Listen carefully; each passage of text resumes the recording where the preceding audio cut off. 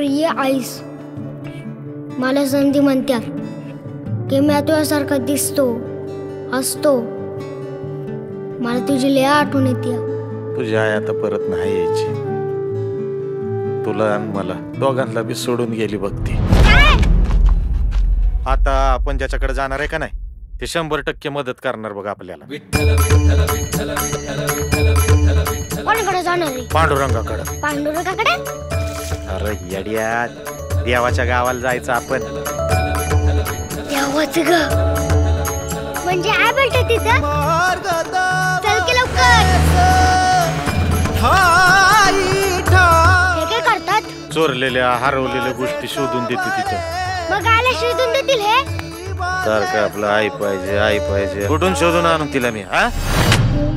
3 वर्ष झाली, पाऊस नाही, पाणी नाही, निस्ता दुष्काळ. पण 1 वर्षाच्या आत जर पैसे जमा नाही केले तर तुझी जमीन आणि घर दोन्ही विकून वसुली करेल. भूक लागली. धर. मला नको बिस्किट. आजकाल लईच येड्यासारखं वागायला लागलास रे. समजा तुझं मनाप्रमाणे आला पाहिजे का?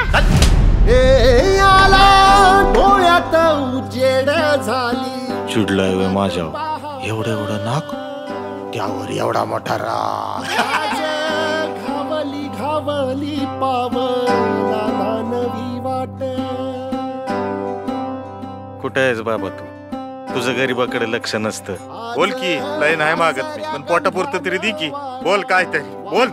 आपण चमत्काराची अपेक्षा करतो, पण चमत्कार घडत नसतो, तो आपल्याला घडवायचा असतो. देव नाही पंढरपूर. गरज आहे पैशाची.